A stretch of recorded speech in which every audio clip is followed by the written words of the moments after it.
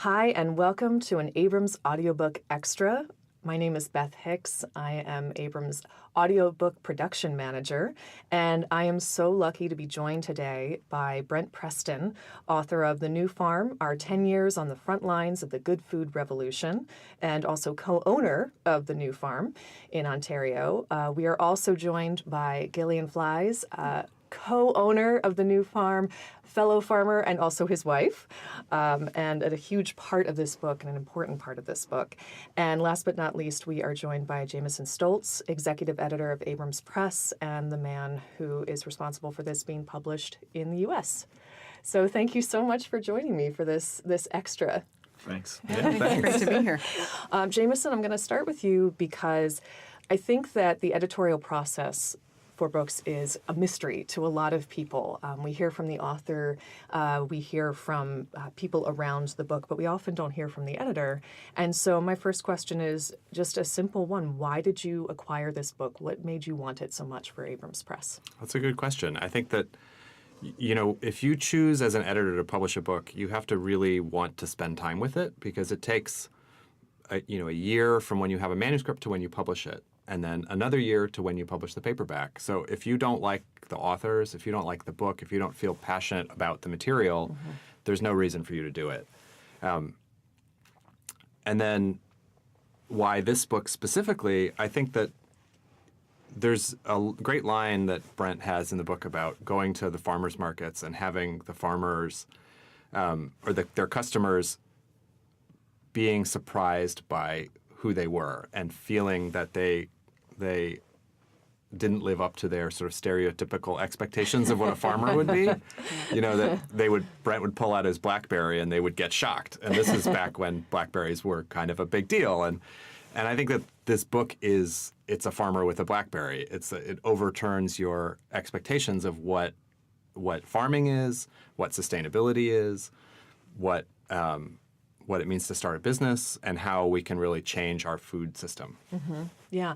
And I think the other thing, too, is that I agree so much that it's about overturning a lot of stereotypes, and yet there's also a lot of universality about farming, because when it comes down to it, farming is always going to be a lot of hard work, and it's going to be about growing food or about livestock or about feeding people, really. So I wanted to ask you, Brent, what made you decide, I work so much, I should take on the work of writing a book, because everyone knows that's easy. Yeah, I joke that I was tired of not making any money farming, so I went into something even less lucrative and wrote a book. No, I think Gillian and I both, after having worked so hard for so long to create this farm and create this farm business, that we wanted to share the story, but we also really wanted to make the point that farming on a small scale for the local market sustainably is really now a viable business proposition. Mm-hmm. It's a really wonderful and meaningful way to live your life. Mm-hmm. And we're really passionate about changing the whole food system, not just the way it's grown, but the way food is distributed and consumed and shared and everything else. Mm-hmm. And we thought that it was important for us to get the word out that this kind of farming is viable, and this kind of farming can form the basis of a really great, sustainable, inclusive food system going forward. And I think one of the things I've noticed that I saw in the book and I've seen in videos that both of you talked about how farming for you is always going to be a political act, that the act of feeding people is the most basic thing we do. We are sustaining life. We are nourishing people. And Gillian, I wanted to ask you because a term that kept popping up again and again, and that I actually watched a video of both of you, and you talked about small farm orthodoxy. And I really loved the way you first embraced it. You mentioned Elliot Coleman and the book he wrote, and then you realized you had to go your own way and you had to figure out what was going to work for both of you and for the new farm. So how did you carve this path for yourself when you were kind of creating something brand new that was a mix of the small farm and also a sustainable farm that goes through a distributor and things like that? Yeah, it's really interesting that you picked up on that because we did struggle with that concept. We initially thought the small farm, it was pretty prescriptive. you have a CSA, you don't, often you don't certify, you don't sort of work for the man, there's all kinds of scary bits around that. And we were really interested in having, a good lifestyle for ourselves and our children, and we didn't necessarily want it to limit to them, working on the farm with us or growing up that rural. And so we wanted to build a lifestyle that we also thought would be attractive for us, but other folks to be attracted into the movement, right? Like there's a lot of people who don't want to live on $25,000 a year and grow all their own food and run a small farm, which is successful and great for some people. Mm-hmm. So we built what worked for us, and that meant that we didn't want to be up every Saturday at 5 o'clock in the morning loading the truck and spend our week in the farmer's market when we had kids. It meant that we wanted to make a bit more money so that we could travel in the winter and the off season. And it meant that we could really, the most important part for us is we could reach more people. So for us, this is about the message around not just small farming and good food, but climate change and health and like all of these issues that are connected to food. So we thought if we could do it and have a good lifestyle at the same time, then it would help build the movement. And what I thought was so great about the book is that, of course, it's so much about farming, but what permeates a lot of it is the desperate, and I use that word because I think it's something everyone is trying to achieve, is the work-life balance. And when your work is farming, and my dad's a farmer, my brother's a farmer, finding work-life balance is sometimes next to impossible. And it sounds like that's why that's part of why you decided to break from the prescriptiveness of it, because you realized without it you would always be, trying to figure out how to make more money or grow, but never actually having time to enjoy what you were growing because you were always working. I just want to it was a line my dad said to me actually, because we are right in the midst of it, sort of 5 years in. And I called him, and I grew up on a farm in Vermont as well. And I said, Dad, I just want to make it. We're almost there. And he said, wait, just what you don't understand is you already have. Like, this is it right now with your kids, the age they are, everybody's healthy, you're happy. Like, you've already made it. Mm-hmm. Stop thinking you're going to find this life at the end of the rainbow that by the time you get there doesn't exist, right? So he called us, and we actually stopped and had a conversation about that. And we're like, we're right. This is it. And if we're going to miss it, if we blink, we're going to miss this important piece. Yeah. I like the honesty about that in the book, and that it does, it took you 8 years to find that real balance for what you, with growth versus profitability versus, your own personal time. And you're very honest about that in the book, which I think is great. And I think one of the things I enjoyed so much about this book, I love this book so much, and so much of what I loved about it is that you don't have to be someone who's a farmer or who's seeking to start a farm to take so much from it, whether it's how to negotiate marriage when you're both working so hard and you're both so passionate about things and you love each other so much, and yet you're also doing the hardest thing people can do, which is create organic food, sustainable food, grow food for people. And also that, again, not missing it, like you said, not missing it, not missing out on life. And Brent, one of the things I wanted to ask you is that there was, again, it was so personal, and you gave us such an insight into your marriage, and you talked about the worst fight you ever had. And I loved that so many things in the book would always bend on pigs, that it was like things with pigs, like that and pigs are so smart and so wonderful, and it totally made sense. But I wonder, without asking you to get too much more personal, is how you knew after season 2, when that beautiful line that Gillian said, if I have to choose between the business and our marriage, I choose our marriage, which was beautiful. And I'm wondering how you knew that, yes, we should keep going to season 3. We have worked so hard and we're going to keep going. Like, how did you figure out you could find a balance? I think some of it was just pig-headedness. I mean, but it also goes back to the political mission of the farm, because and it was very explicit between the two of us when we started that we wanted to do something more than just have a business that made money. Mm-hmm. So I think that we felt like if we quit after a couple of years, even if there didn't seem to be a light at the end of the tunnel at that point, that we would not only be losing our business, but that we would be failing at our political mission. And I think that was one of the things that really drove us forward. I think also, I really wanted this book to be also a love letter to our community that we live in. And almost all as explained in the book, in the community around the village of Dunedin and Creemore where we live, most of the people there have had to figure out their own career, their own way to make money in order to live in that community, because it's rural, there aren't big employers, there's not obvious places to get a job. So the motivation to stay in that community was also very strong. So we had thrown all of our resources into farming, and we thought, if we fail at this, we're probably going to have to move. So we're going to lose our business, we're going to fail at our political mission, and we're going to lose our community. So the stakes were really high, and so we had to make that gamble that our marriage could survive and find a way to make that work in order to not lose all of those other things. And I'm curious, and a question for all of you.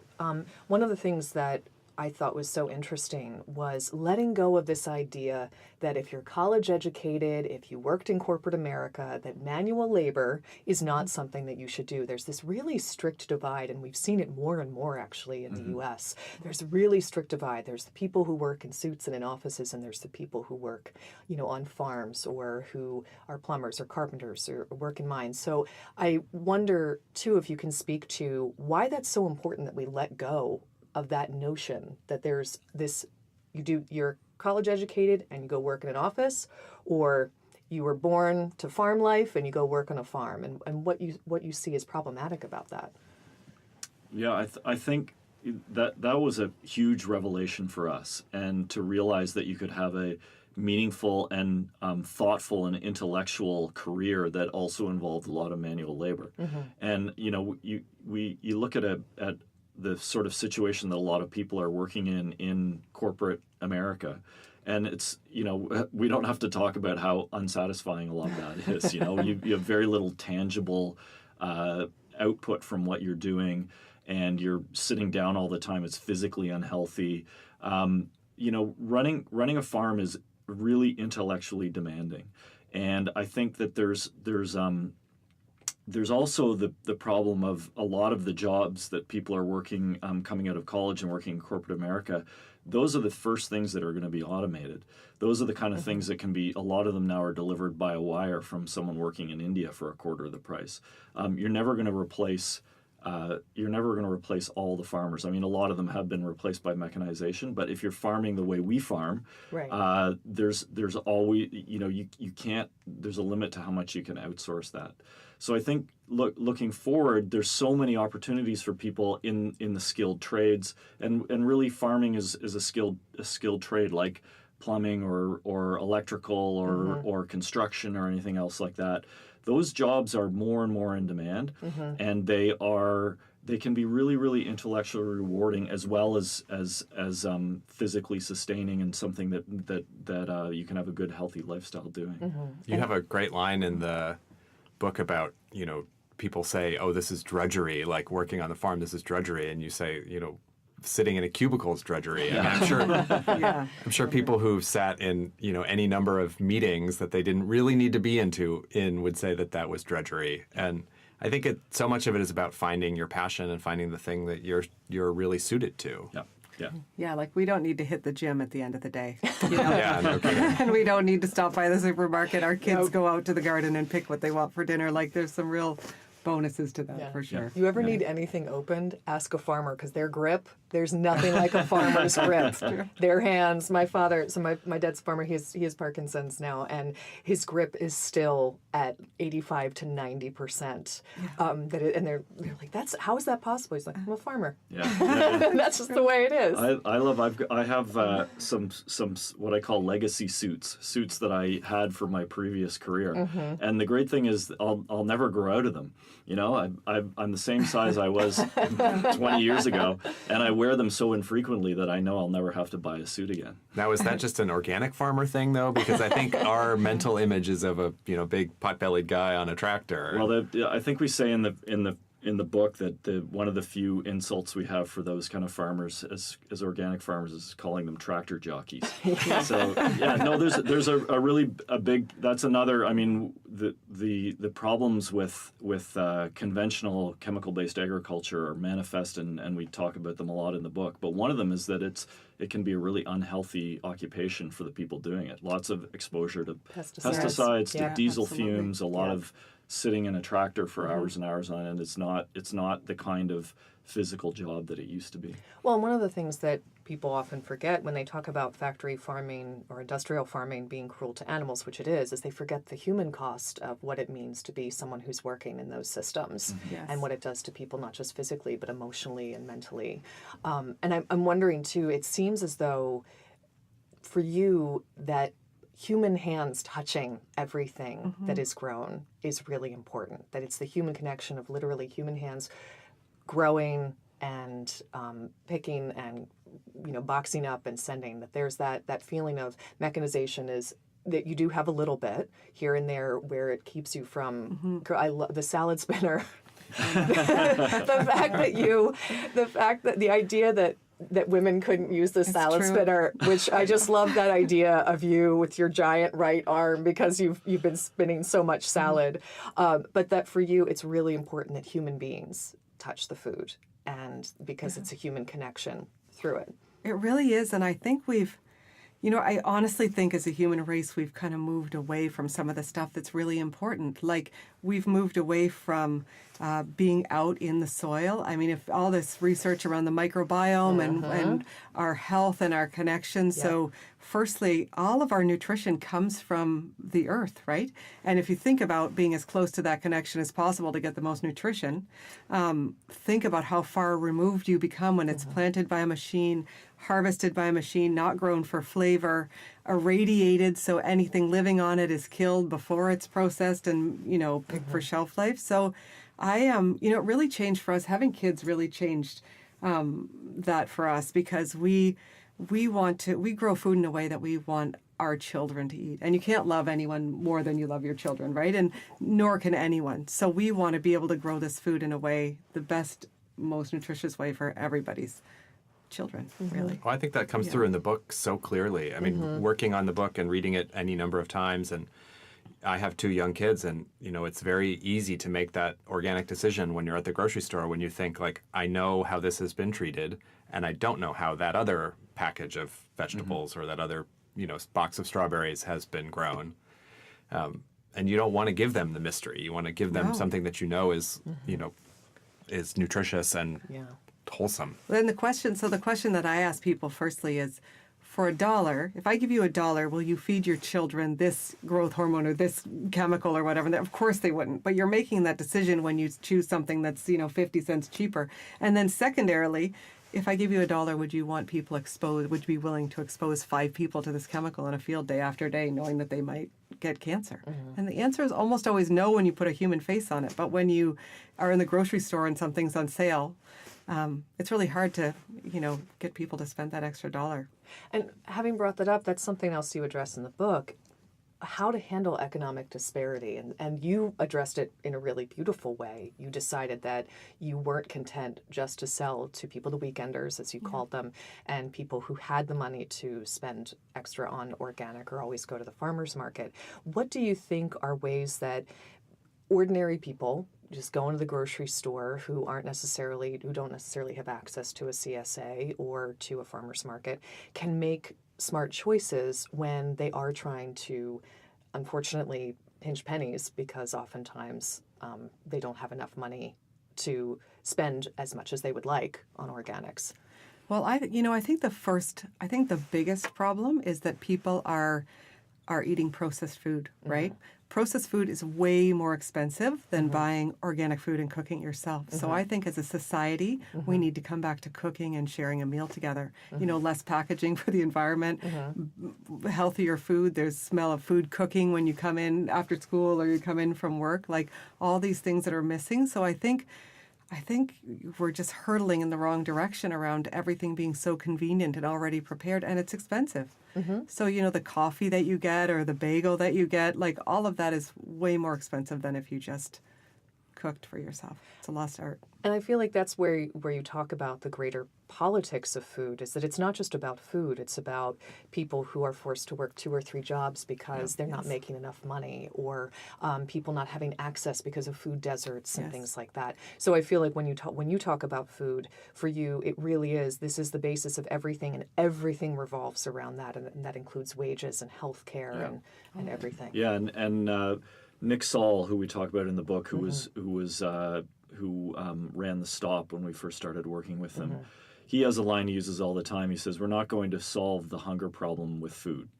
And I think that's really, really important to recognize that the problem, the reason people in our society don't have enough to eat or can't afford to buy good, healthy, wholesome food is not because we don't have enough of food around or because the food's too expensive. It's because they don't have enough money. So I think that we tried to strike that balance in the book between saying, there's all these huge problems that are tied into with food, the environment and inequality and health and all these other things. But instead of becoming frustrated and overwhelmed, let's look at food as the way to start making those changes and find those solutions. So I think that the program that we've created to make our food more accessible, to raise money and have these on-farm events in order to make our food, to get our food into low-income neighborhoods, that's really a stopgap. The longer-term fight is to create the economic and social conditions where everyone has the ability to get hold of that food themselves. Yeah. Making food cheaper is not the answer. No. Right. Which we get asked all the time. Yeah. And I absolutely loved when my dad was dairy farming back in the early 70s. He was basically organic before organic was a thing. There was no antibiotics. There were no growth hormones. Those my mom said, "You treat the cows better than me, John." That was but it was kind of true. And he couldn't afford to stay in business because he couldn't compete with the big grocery stores because it had to cost more. Producing healthy milk that was basically organic was going to cost more than a $1.50 gallon at the grocery store. And so I think that's true, is that it's not going to be solved by making organic food cheaper. We see what happens when food gets cheaper, the quality goes down. Yeah. That's just what happens. Yeah, and I think there's, for organic producers, one of the big advantages and one of the reasons that organic producers tend to be more profitable is not just that getting a price premium, but in a lot of cases, you can actually have lower costs.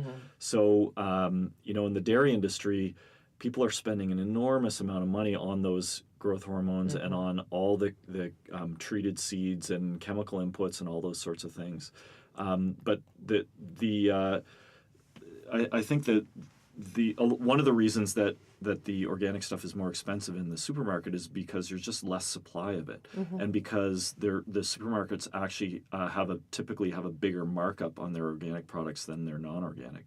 So the more people who are buying these things and the more wide mainstream it becomes, the price is going to come down. And it's still, the price hopefully is going to come down in a way that is the savings are coming from the distributors and the supermarkets and those kind of people, and not from the farmers. And that's another thing that's really important that we talk a lot about in the book, is creating these short value chains. So short chains from the farm to the person who's actually eating. And the fewer hands that produce or that milk or anything else passes through, the more money is going to be available for the farmer. I talked to an old farmer one time who said that if corn was free, if I grew corn and gave it away, it wouldn't change the price of a box of cornflakes. The cost of that, the amount of money you're spending on your cornflakes that's actually going out to the farmer who grew the corn is minuscule. It's nothing. So again, as Gillian was saying, if we eat whole foods, we avoid processed stuff, we look for stuff that's local, all of these things are cutting out costs in the chain that aren't going to the farmer. So we can find a way, there's an economic model to have farmers paid properly and have affordable food. We just have to change what food we're eating and how it's distributed and everything else about it. I also wanted to ask about your decision to cut back on meat, because there's such a line through in this book where initially there is this feeling of course, we're farmers. We slaughter, we raise, and we slaughter, and we butcher, and we have meat. And at a certain point, you decide we're done. And what I loved about it was when you talked about, and I don't think I'm going to eat bacon again. I think I may have to give up pork altogether. But you talked about watching one of your pigs take the burrs out of your dog's coat, and that sense of empathy that you saw in the animal, and the feeling of them kind of becoming a part of your family, just like a dog would. And so what do you think? Do you think that's also part of the revolution, is getting people to eat less meat? Yeah, well, absolutely. And I think that we've seen an absolute sea change in the attitudes of our chef clients around meat and the place of meat and vegetables on the plate. And that's been by far, we talk about the farm-to-table movement in restaurants, and all of the other trends and trajectories that we see in fine dining. The most important and the farthest reaching one we've seen in the time we've been farming is the move away from meat and toward vegetables, and that's absolutely a hugely important part of the puzzle. Now, there are ways to integrate livestock into really, really sustainable farming systems, and I think that beyond the moral arguments around eating meat, there are actually really good environmental reasons for eating meat that's raised properly, but far, far less than the amount that's typically eaten now by most North Americans. So I think that consumers are going to have to really think and be educated about not just about how much meat they eat, but what meat they eat. And so we're talking about less meat, more expensive meat, and making it something really special rather than such a huge part of the diet. And Gillian, you mentioned your kids and how that really brought things into focus. What I thought was interesting was that your kids had a pretty easy time integrating into the idea of, I name these animals and then I eat these animals. And I did the same thing when I was a kid. I would name the steers and then we would have steak and I'd go, oh, that's Henry. I'm having Henry the steak. Yes. And so at what point did you decide, although it seemed like your kids had were very comfortable with the idea that actually we need to pull back as a family and change the way we eat? Well, it's really interesting because when I also grew up on a farm, a sheep farm in Vermont. Yep. And when I was 13, I saw pigs being butchered for our own meat that were raised beautifully on our farm. And I became a vegetarian for 13 years. Like, I thought, what is the point? And coming to our farm, you realize, there's so many vegetables and beautiful dishes, and we have all these awesome chefs cooking with us and for us, and you realize it's kind of not necessary. Yeah. So for our kids, we kind of fell into that orthodoxy that we'll raise our own meat. It's very well raised. And even under those circumstances, they started to question. Our daughter, both of them actually, but in particular our daughter Ella, started to question around the pigs, and given the friendship between the dog and the pig kind of became a pet, and the ducks that follow you around. And so we didn't want to force her into vegetarianism by making her put a stake in the ground like I did. But we wanted to give them the option. By the way, the stake in the ground. That was a beautiful pun. That was so good. But at any rate, we didn't want to force them into that, but we also, again, wanted to feed them the healthiest diet, which includes a lot less meat than the normal North American diet. So we started cooking mainly vegetables. I'd say about 90% of what we eat is plant-based. And then they know how to cook that way. Like when they're home, they'll cook themselves things that are plant-based or at least vegetarian most of the time. Yeah, and considering how physical your jobs are and how much you exert yourself for the farm, the fact that you are healthy, thriving with a 90% vegetable, 90% vegetarian plate says a lot about the sustainability of that as well. Yeah, you feel better. Yeah. We'll go to Brent's dad's house and he's still the meat and potatoes guy, and you don't feel that great afterwards when you're not used to eating that much meat, right? You just you feel heavy and slow down, and you just feel a lot better. Yeah, and I think a lot, and again, I think so much of it is about the fact that you're eating the most beautiful vegetables. You talked about how beets taste, and how beets that you get in the supermarket conventionally grown taste like dirt. But when you add, which is the complaint you hear from so many people, and I love beets. I will eat them with anything. But that's what you hear. Oh, beets taste like dirt. And And what you said about, no, if they're grown organically, if they're grown sustainably, they are the most wonderful vegetables. So I thought that was really great point too about like we don't know what things actually taste like anymore. Yeah, and I think that's a huge part of the problem that we have, this sort of epidemic of picky eating amongst children. We see it with our friends' kids all the time. And I think a big part of it is they're not exposed to fruits and vegetables that really taste good, and it makes a huge difference. I think we talk about it in the book. People would come to us in the farmer's market all the time and say, your carrots are the only ones that my kid will eat. And it's just because they taste better. Also, I loved your fight about carrots. I went down hard. That's true.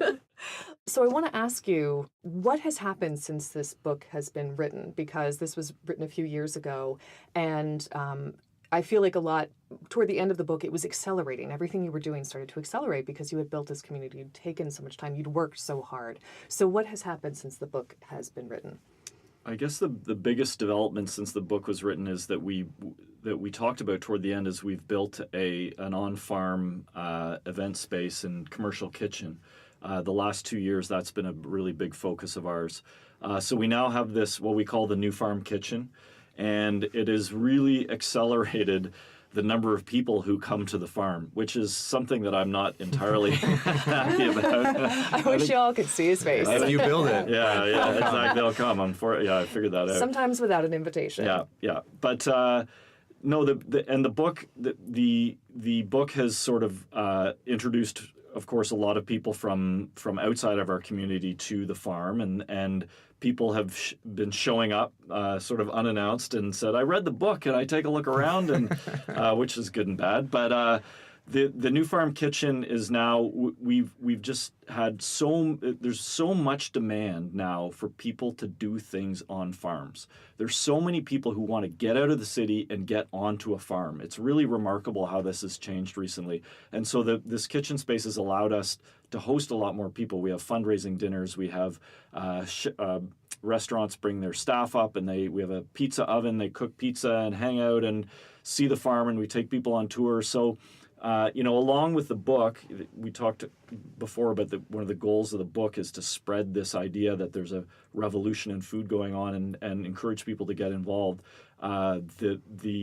We've had more and more people coming to the farm to see it firsthand and to get involved in the movement that way. So I think that's been the biggest thing that's happened in the last couple of years. Yeah, it's awesome. And also, like you mentioned, flavor. So, you go to a winery and they have a beautiful space and you can taste wine. And so now we can invite people in to taste the beet out of the garden or at a meal that's been prepared from 10 feet away, which is really awesome. So we're doing a lot of education, fermentation class, season extension, working with chefs on extending menus seasonally, and just really letting people play around with what change looks like. Yeah. So again, that's one of the things I loved about it is that you are, and that's something that you said in the book, that no one is stingy with their knowledge, that people want more of this, that nobody says, oh, I've got it figured out and you have to figure it out on your own. This idea that everybody helps everybody else, because the more sustainable farms, the more organic farms, the better. Yes. That is not, and again, it's not about competition, which is at the heart of conventional agriculture and industrial agriculture. It's about community. And I really do think that is the most important difference. So. And that's been huge. We've had a lot across Canada and even some in the U.S. We've had small farmers contacting us for advice just because now we're a known small farm who's been successful and we're free with that. And it's really awesome for us to be able to share so they don't have to make the mistakes that we made. Yeah, I feel like a second book could be in the works. How to create your own beautiful new farm. So, because there is so much in this that is knowledge that you impart and things that you did that you wish you hadn't, or mistakes that you made. But I could see. I think Jameson, there might be a second book in here. Just buy this one. The lessons are in this one. Oh no, everyone needs to buy this one so they feel completely ensconced in the world. And then when I just pitched for a second book because I want to spend more time in Brent and Gillian's world because it's so beautiful. But Jameson, as we wrap up this, I could talk about this for literally the length of the audiobook for about 9 hours, but we're going to wrap up and I'm going to ask you, and then I have want to ask you as well. Jameson, what do you hope people will take from this book? Well, first, I hope people just enjoy it. I mean, I think that in all of our talk about the message of the book and the kind of purpose, the higher purpose of the farm and of publishing the book, I think it's a really enjoyable read. It's sort of a family business adventure story. And I think Brent does a wonderful job of taking you along on that adventure as like they really make a lot of mistakes and figure out how to run a farm in a way that's both rewarding and profitable. So I hope that people just enjoy it. I mean, that's a big part of why I want to do this. And I do really think that I help people think about what they eat and why they eat it, and whether it's, they find, for purely hedonistic reasons that eating these much better organic, carefully grown vegetables gives them more pleasure. That's great. I mean, it doesn't always have to be, a more moral decision. It can be a purely selfish decision. But I hope that people, think about what they're eating and see the kind of life of a farmer in a different way too. Yeah, and I love, like I said, I love that it's an incredibly readable book, and it's incredibly joyful, but it's also not a romanticized version of farming, which I think happens all the time. And that's one of the reasons I loved it, is that it felt just so honest. I was getting such a glimpse into the life that you built with this farm. And so I'm wondering, for the two of you, as people read this, I think a lot of people have the fantasy of, I'm going to quit my job and move to the country. I'm going to buy a farm. I'm going to start farming. What would you say to people who aren't quite ready to do that, but do want to take what the message that you have and these beautiful ideas that you have about changing the entire food system, which is incredible, and what they can do to be a part of the revolution, even if it's not going to be as a sustainable farmer, an organic farmer?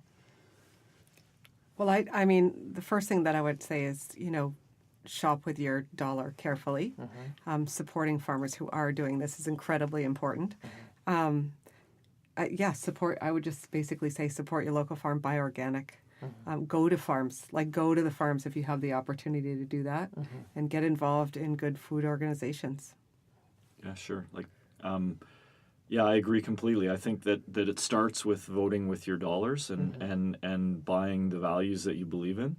But I think one thing I've hoped with the book is that it inspires people to do something. If it's not becoming a farmer, it's doing something else that you're passionate about, doing something that's going to contribute to your community, that is going to help the environment. The most rewarding thing for me personally in this whole process is that we get emails and calls from people who say, I'm really inspired to do something that I've always dreamed about, no matter what that thing is. And I think that the idea of combining something that's personally fulfilling with something that's going to be beneficial to your community or to your environment or to the climate or something like that, whatever that may be, if people can make that leap and do something positive, then that's all we can hope for with this book. That's something that we're really excited about. Yeah. I think one of the things I think we captured is, say, be part of the solution. Yeah. Just do something. Rather that you hear all this crazy, terrifying news and what's happening, and just be part of the solution. Yeah. And I think a lot of people think they have to do it so big or they shouldn't do anything at all, as though, going to a community garden and planting a small garden is not something, it isn't part of the solution, and it is. And I think I love that the both of you realize that every step of the way, every small part, and obviously it's part of a much bigger whole, but that every piece that you were adding in, you just felt was enough in and of itself, and that what you ended up with was this beautiful, as you said, community, and surrounded by people who love food and who love sustainable food. So it comes through. I'm so excited that people, if you've listened to the book, if you've listened to the audiobook, lucky you. It is a wonderful book. And it's also worth, I've both read it and listened to it. So buy the hardcover as well. You can't buy it often enough. Give it to your friends. It's so wonderful. And I want to say thank you so much to Brent, to Gillian, to Jameson for being here, and also for making this book happen. All three of you made this book happen. So thank you so much. Thank you. Thank you. Thank you.